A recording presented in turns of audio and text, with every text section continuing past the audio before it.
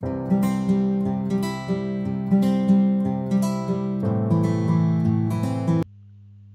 day, everyone. May we all be blessed with health and prosperity. Welcome to our Knowledge Management System course.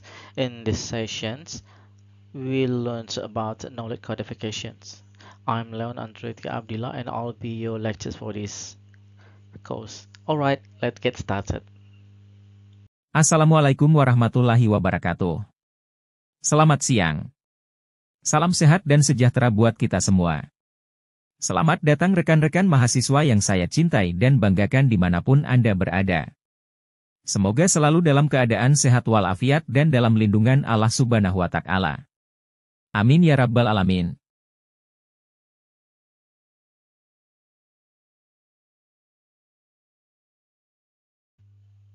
Lecture untuk mata kuliah ini adalah Leon Andretti Abdillah, saat ini sebagai Associate Professor Computer Science and Information System pada Fakulti Science and Technology.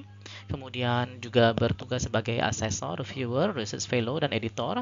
Asesor BKD di Kemdikbud, kemudian reviewer di Kemdikbud, research fellow INTI International University Malaysia, serta research fellow Tsinghua University Taiwan, dan menjadi editor pada sejumlah international journal dan conference. Mata kuliah yang diasuh antara lain adalah HCI, KMS, CRM, kemudian ada BPP, BPHEM, Databases, Data Structure, ERP, Information System, ITSM, Management Information System, Supply Chain Management, System Analysis and Design, Algoritma and Programming, dan lain-lain. Juga sebagai mentors, ini ada di Pablon New Zealand dan Unpad Indonesia.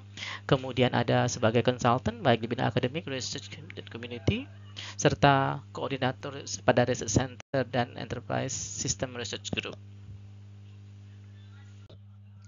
Kita masuk ke course description ya. In the current era, good knowledge management has become a vital strategy advantage for firms in a variety of industry. Knowledge management system is a course that aims to give students a thorough understanding of the principles, techniques, and technologies involved in harnessing, organizing, sharing, and exploiting knowledge in an organizational environment. Students will investigate the diverse world of knowledge management in this course, learning how organizations may harness their own intellectual assets to improve decision-making, creativity, and competitiveness. Students will gain the information and skills needed to effectively design, deploy, and assess knowledge management system through a combination of theoretical principles and practical application. Selanjutnya baru masuk ke course objective ya.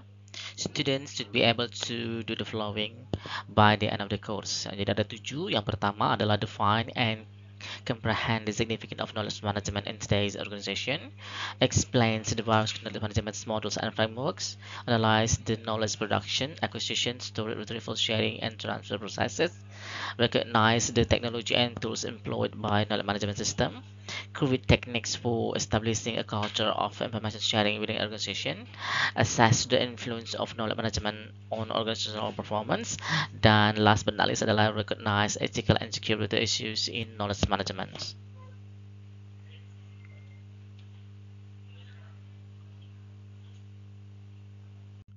Oke, sekarang masuk ke course expectation.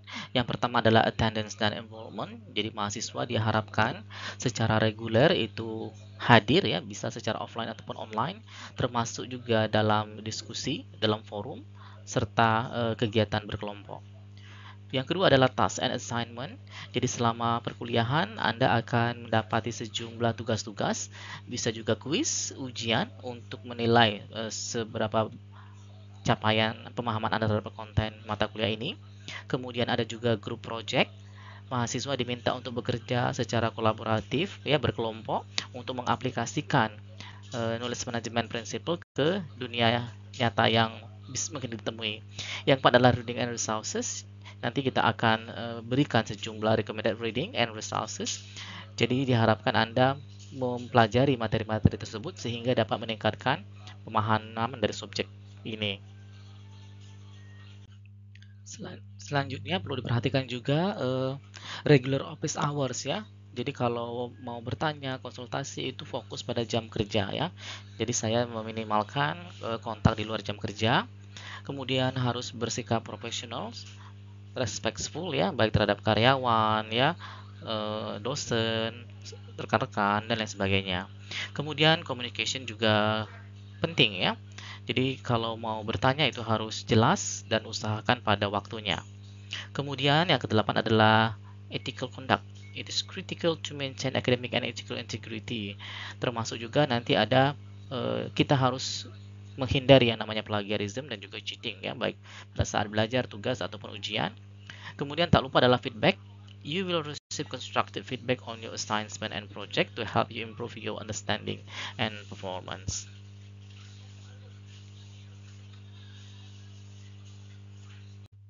Review. Kita akan mereview semua materi yang telah dipelajari pada pertemuan-pertemuan sebelumnya, dimulai dari knowledge types, kemudian what is knowledge capture important steps, knowledge capture process, sampai ke capturing tacit knowledge technique.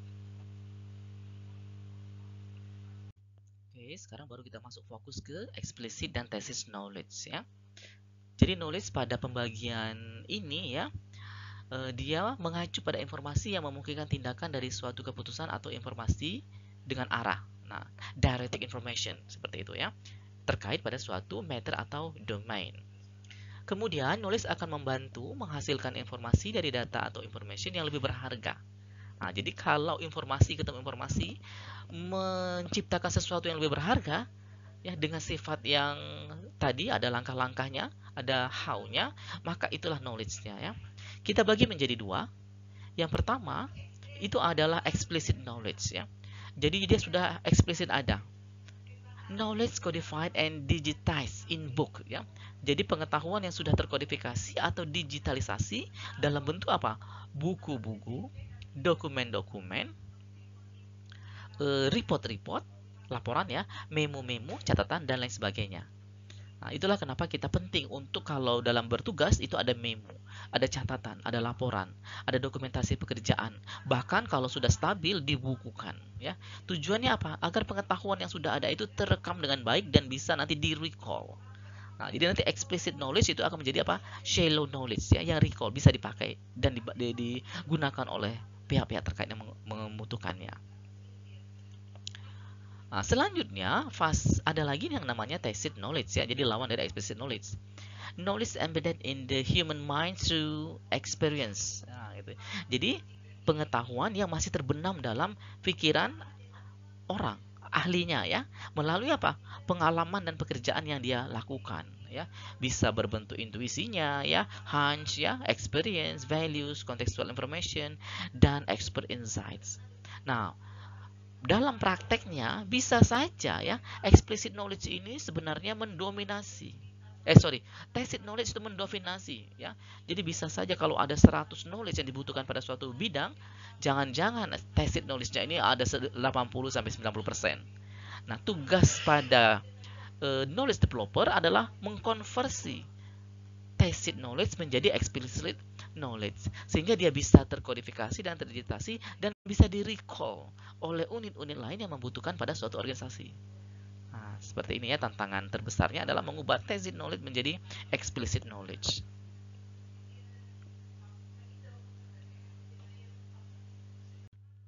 What is knowledge capture? Yani a process by which the experts thought and experience are captured. Ini dari Awad and Ghaziri ya. Nah, diilustrasikan dengan seperti ini. A knowledge developer collaborates with an expert to convert expertise into a code program. In simple terms, we want to know how experts know what they know. Jadi, penangkapan pengetahuan itu adalah proses di mana pemikiran dan pengalaman dari sang ahli itu kita tangkap. Kita sebagai knowledge developer berkolaborasi dengan sang ahli untuk mengkonversi keahliannya itu menjadi yang paling ideal adalah coding program ya. Secara sederhana kita pengen tahu bagaimana expert tahu apa yang dia tahu. 3 important steps. Yang pertama adalah use an appropriate tool or technique to elicit information from the expert. Jadi kita harus bisa menggunakan tools atau teknik ya untuk menguraikan informasi dari sang ahli. interpret information, and infer the expert knowledge and reasoning process. Kita harus menginterpretasikan ya informasi dan inferensi dari pengetahuan serta penalaran sang expert, serta use interpretation to build rule that represent expert solution. Gunakan interpretasi untuk membangun aturan-aturan yang merepresentasikan solusi dari sang expert. The knowledge capture process benefits most directly from two key sub-processes. Jadi dari model non-AK yang Seiji itu fokus pada dua ya untuk knowledge capture, terutama pada bagian externalization dan internalization. Nah, bagian ini ya. Capturing tacit knowledge technique. Selain interview, setidak-tidaknya ada 8 teknik lain untuk capturing tacit knowledge, dimulai dari observation, kemudian brainstorming, consensus decision making, nominal group technique, Delphi methods, repertory grid, concept mapping, last but not least adalah blackboarding. Adapun tujuan pada pertemuan kali ini, what does knowledge codification involve? Jadi, kodifikasi pengetahuan itu melibatkan apa saja, kemudian benefit of knowledge codification, manfaatnya apa aja, pre-knowledge codification question, sejumlah pertanyaan sebelum dilakukan knowledge codification, tools and procedure, serta role of planning.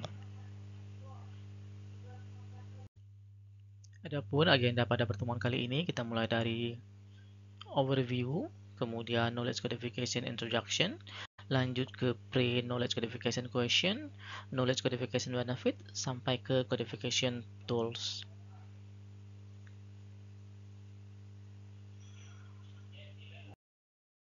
Codification tools play a vital role in structuring and representing knowledge for effective reuse and decision-making. A knowledge map provides a visual overview of knowledge domains, showing relationships among concepts and experts. Decision tables organize conditions and actions systematically, while decision trees represent choices and outcomes in hierarchical structures. Frames capture knowledge in structured data slots to describe objects and contexts. Production rules encode expertise in if-then formats, supporting automated reasoning. Meanwhile, case-based reasoning solves new problems by referencing past experiences. Collectively, these tools codify tacit and explicit knowledge, enabling organizations to enhance problem-solving and decision processes.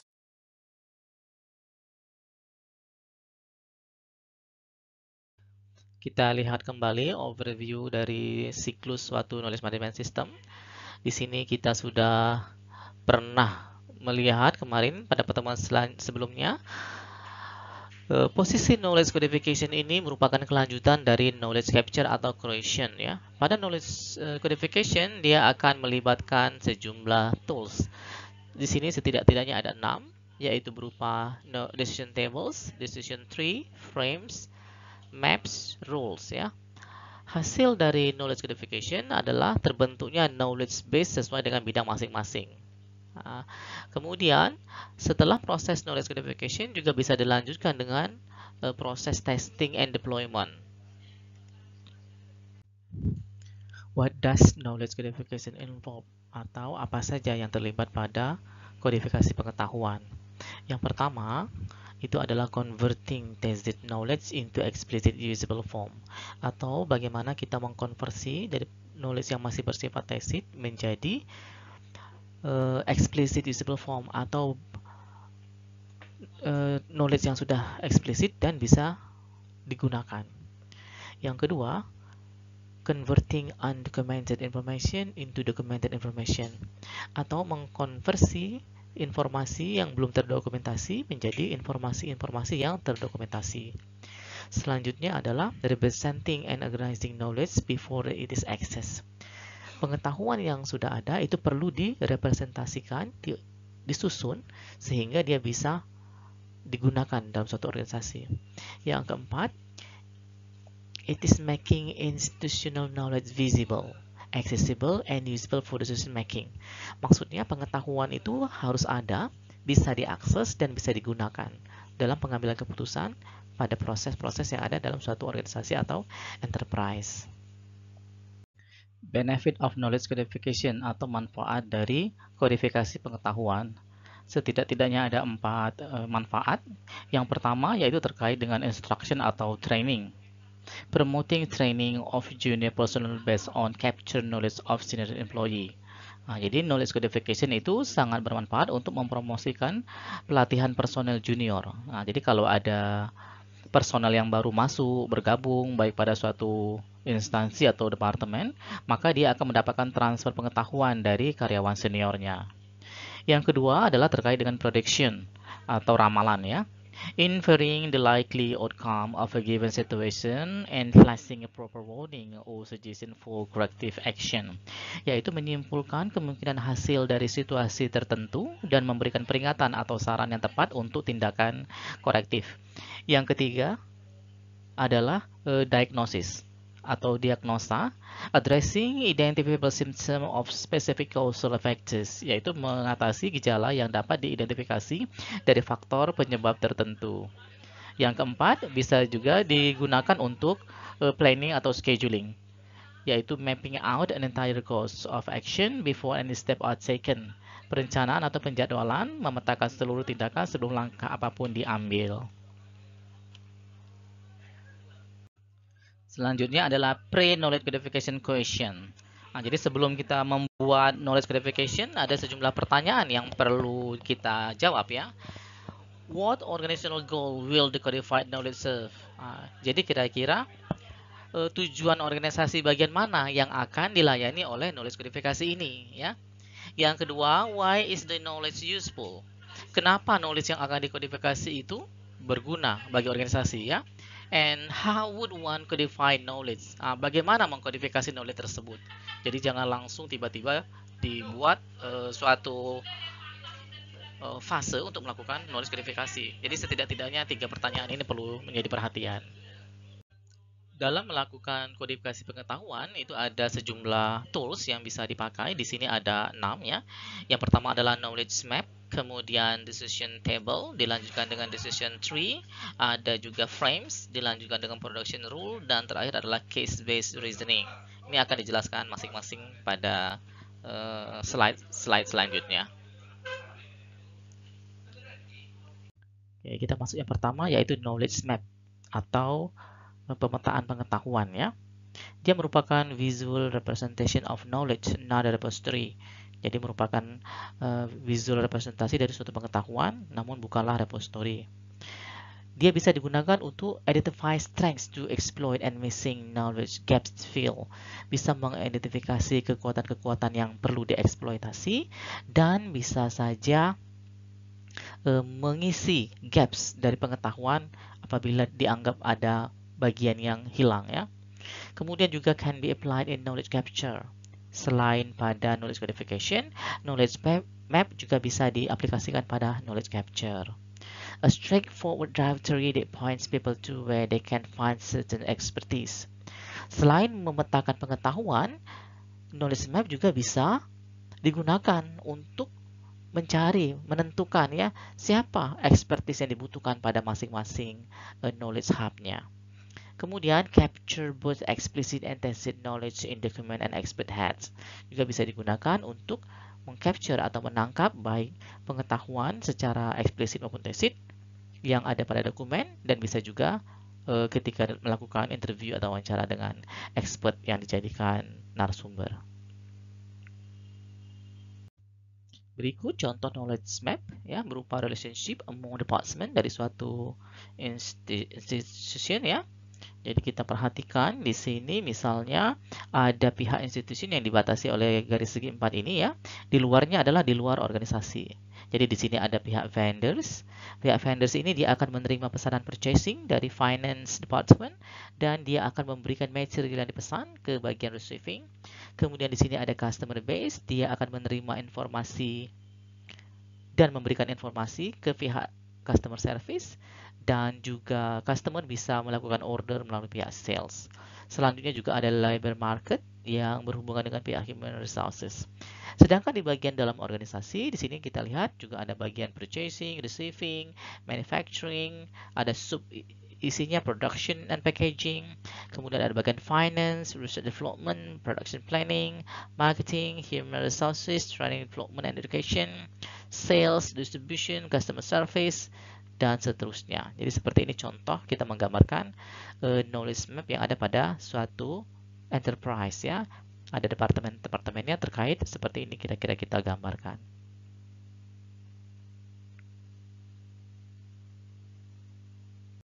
Kemudian ada the building cycle.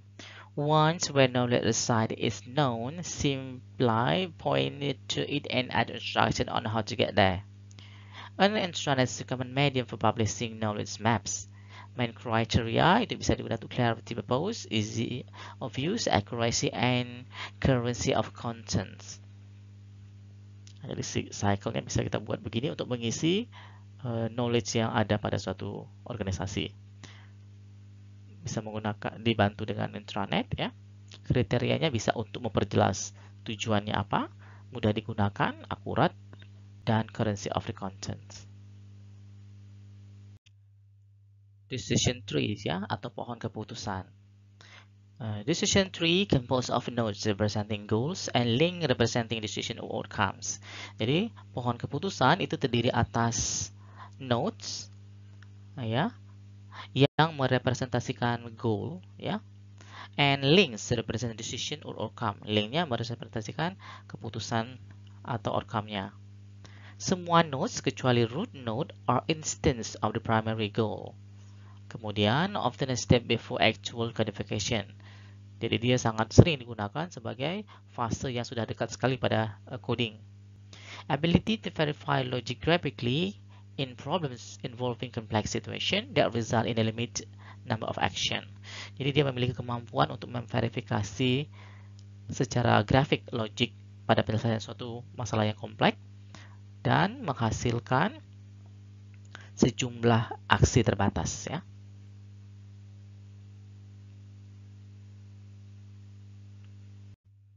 Untuk contoh dari decision tree ini misalnya pada discount policy. Kita perhatikan di sini ya. Ini ada customer is bookstore, customer is library or individual. Jadi kalau ada bookstore, ada library, kira-kira ini terkait dengan publisher ya. Jadi ada publisher yang memproduksi buku-buku, kemudian dia akan memberikan policy, kebijakan diskon dengan membagi customer-nya itu menjadi dua kelompok. Yang pertama adalah apakah customer-nya itu bookstore, yang kedua non-bookstore. Kalau dia non-bookstore itu bisa lagi terbagi apakah dia library atau individual. Library berarti perpustakaan ya. Ternyata mereka memberikan policy berupa seperti ini. Dibuat pohon keputusannya berdasarkan order size. Untuk customer is bookstore, dicek apakah ordernya itu 6 atau lebih atau kurang dari 6. Kalau 6 atau lebih buku, dia memberikan diskon 25%. Tetapi kalau kurang dari 6, maka diskonnya adalah nil ya.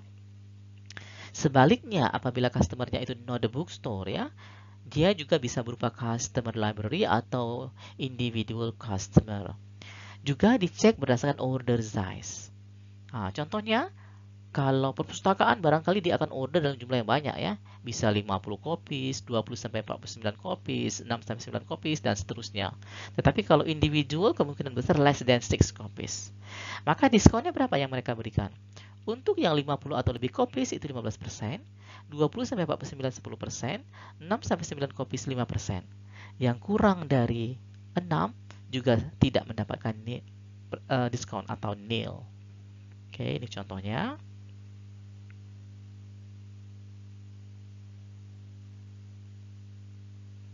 Selanjutnya adalah decision tables atau tabel keputusan. Tabel keputusan more like a spreadsheet. Jadi mirip seperti spreadsheet ya, lembar kerja yang sering kita jumpai di Microsoft Excel. Dia divided into a list of condition and their respective value and a list of conclusion. Jadi dia dibagi menjadi daftar kondisi yang berhubungan dengan nilai dan daftar konklusinya. Condition are matched against conclusion. Kondisi itu dicocokkan melawan konklusinya. Akan kita lihat pada tabel berikut. Contohnya adalah pada discount policy yang diambil dari decision tree tadi ya. Setelah kita mapping menjadi decision table, maka diskon policy tadi kita buat seperti ini. If menentukan condition, kemudian akan ada then yang menentukan apa actionnya. Setelah kita urutkan dari sejumlah pilihan yang ada, maka ada setidak-tidaknya 6 kemungkinan pilihan ya. Yang pertama itu customer is bookstore. Yang kelompok selanjutnya adalah order size lebih dari 6 kopi. Kemudian customer is librarian or individual. Kemudian order size ada yang 50 ke atas, 20 sampai 49, ada juga yang 6 sampai 9. Inilah kemungkinan condition stop-nya. Kita ambil salah satu contoh, misalnya customer is bookstore. Kalau dia ya, kemudian ordernya lebih dari 6, ya, maka diskonnya yang diberikan adalah 25%. Itu cara bacanya ya. Dengan logika yang lain, kita bisa trace dari masing-masing kombinasi condition entry-nya yang akan bersesuaian dengan action yang akan dikerjakan. Sehingga bagian ini disebut dengan action stop, bagian ini disebut dengan action entry-nya. Selanjutnya adalah frames ya. Frames merepresentasikan knowledge about a particular idea and data structures. Jadi dia akan merepresentasikan pengetahuan tentang topik ide tertentu dalam bentuk tipe data atau data structures. Handle combination declarative of operation knowledge which make it easier to understand the problem domain ya. Jadi dia akan menghandle kombinasi deklaratif dan operasional knowledge ya, sehingga lebih mudah untuk dipahami pada problem domainnya. Frame akan memiliki slot dan phase ya. Slot itu menunjukkan spesifik objek dari atau suatu atribut dari suatu entitas, sedangkan phase adalah nilai dari objek atau suatu slot ya. Ketika semua slot diisi dengan nilai-nilai yang bersesuaian, maka frame itu kita jadikan dia suatu instance, jadi suatu instance ya. Contoh frame itu kita lihat pada an automobile gitu ya. Kalau kita perhatikan ada genericnya, generic frame ya. Generic ini misalnya automobile, dia memiliki specialization vehicle ya. Kemudian vehicle ini terdiri atas station wagon, ada cab, dan ada sedan. Tahun produksinya pada kisaran tahun 1940 sampai 1990 ya. Maka ketika mulai kita terapkan ke turunan data structure-nya, di sini di generalization ada cab sampelnya. Maka dia kalau kita uraikan lagi, cab menjadi frame-nya, kita lihat lagi specialization-nya adalah turunan dari mana? Nah, dia turunan dari automobile. Automobile sendiri adalah turunan dari vehicle ya. Kemudian cab memiliki, untuk contoh di sini ada dua tipe ya, Smith dan Hansen. Karakteristik utamanya adalah berpintu dua. Nah, apabila kita turunkan lagi, di sini ada Smith dan Hansen, kita ambil contoh frame dari Smith, maka specialization-nya dari cab ya. Nah, ini bisa diisi dengan atribut-atribut yang bersesuaian. Khususnya untuk contoh di sini dia hanya diproduksi pada tahun 1990. Oke, ya. Selanjutnya ada production rule ya. Tacit knowledge codification in the form of premise action pairs. Jadi pada tacit knowledge codification production rule dia digambarkan sebagai pasangan dari premise action pairs ya. Rule are conditional statement. Jadi aturan itu sebagai pernyataan kondisi that specify an action to be taken if a certain condition is true. Di mana tindakan tertentu itu akan dikerjakan apabila kondisinya terpenuhi. Bentuknya ini sudah sering kalian temui, the form if then or if then else. Jadi selection ya. Contohnya misalnya, if income is average and pay history is good, then recommendation is approved loan. Jadi contohnya di sini adalah pada saat pengajuan pinjaman. Apabila income dari pengusul itu average, rata-rata ya, and pay history is good. Jadi catatan pembayaran dia seperti bayaran listrik, bayaran air, atau bayar telepon itu good, maka rekomendasinya adalah approve. Jadi pengajuan pinjamannya kita setujui. rekomendasinya. Kemudian ada lagi yang dikenal dengan istilah case-based reasoning atau CBR ya. CBR is the reasoning from relevant past cases in a manner similar to humans use of past experiments to arrive at a conclusion. Jadi CBR itu merupakan penalaran dari kasus masa lalu yang relevan dalam suatu pola ya yang mirip yang kita manusia gunakan ya pada saat kita memanfaatkan pengalaman masa lalu untuk mengambil kesimpulan. Nah, saat ini kira-kira seperti itu ya. Tujuannya adalah to bring up the most similar historical cases that match the current case. Jadi tujuannya adalah untuk bagaimana mengambil ya kasus yang sudah pernah terjadi yang mirip yang cocok dengan penyelesaian kasus saat ini. Nah, gitu atau istilahnya belajar dari pengalaman kira-kira ya. Keuntungannya adalah more time savings than rule-based system ya. Karena sudah pernah kita lakukan dan sudah ketahuan tingkat keberhasilannya, maka dia lebih cepat ya untuk dilakukan sehingga time saving. Tetapi juga perlu memperhatikan requires rigorous initial planning of all possible variables. Tetap walaupun dia sudah pernah dilakukan, perencanaannya juga sangat penting. Nah, ini ada sampel generic CBR prosesnya ya. Nah, jadi kira-kira kalau kita lihat, pengguna akan memasukkan partial description of a new problem. Dia akan memasukkan deskripsi sebagian dari masalah yang baru. Kemudian, dari deskripsi tersebut kita harus bisa mengambil atribut-atribut yang bersesuaian dengan problem yang akan diselesaikan. Nah, maka kita akan mengambil ya atribut-atribut dari kasus base ya yang sudah kita kumpulkan. Nah, yang bercocok dan bersesuaian itulah yang akan kita terapkan. Nah, baru dikembalikan lagi ke user. Nah, ini ada rule planning ya, terutama pada early steps atau fase awal ya. Yang dilakukan adalah breaking the KMS into modules. Jadi kita pecah KMS tadi menjadi modul-modul yang mendukungnya atau yang menyusunnya ya. Kemudian looking at partial solution. Kita harus melihat pada solusi sub-sub solusi yang mungkin. Kemudian linking partial solution via rules and procedures to arrive at the final solution. Kita coba hubungkan ya solusi-solusi sebagian tadi melalui aturan dan prosedur sehingga kita bisa mencapai solusi finalnya. Making the rule easier to review and understand. Ketika membuat aturan, usahakan dia lebih simple untuk direview dan dipahami, terutama oleh unit yang bersesuaian. Selanjutnya rule planning pada later steps ya atau langkah-langkah selanjutnya yaitu deciding on the programming language. Kalau speknya sudah jelas baru kita lakukan ya, kita putuskan bahasa pemrograman apa yang bersesuaian atau terpakai. Selecting the right software package. Apabila dibutuhkan dan ada banyak pilihan, kita perlu memutuskan ya package mana yang akan kita pakai. Developing user interface and consultation facility. Baru mulai kita bangun. Yang langsung nampak itu adalah user interface atau UI-nya ya. Dan kita gunakan juga fasilitas berkonsultasi dengan tim pengembang kita. Arranging for the verification and validation of the system. Kalau sudah, baru kita atur bagaimana proses verifikasi dan validasi dari sistem yang kita bangun.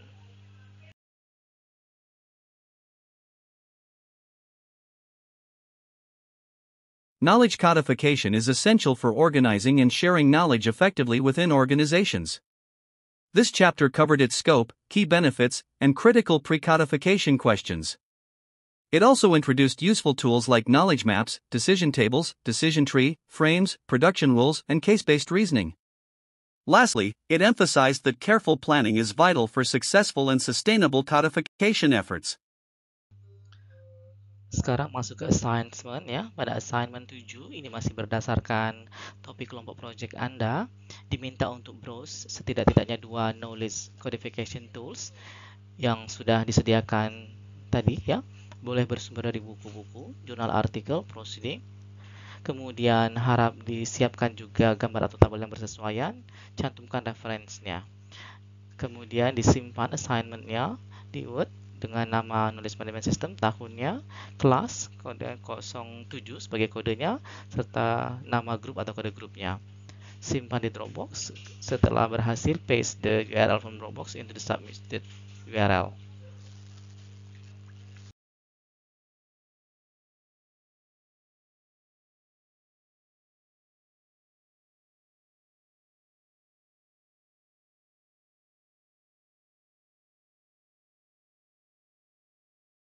Thank you. Don't forget to watch, like, comment, share, and subscribe at Leon Abdillah. See you again.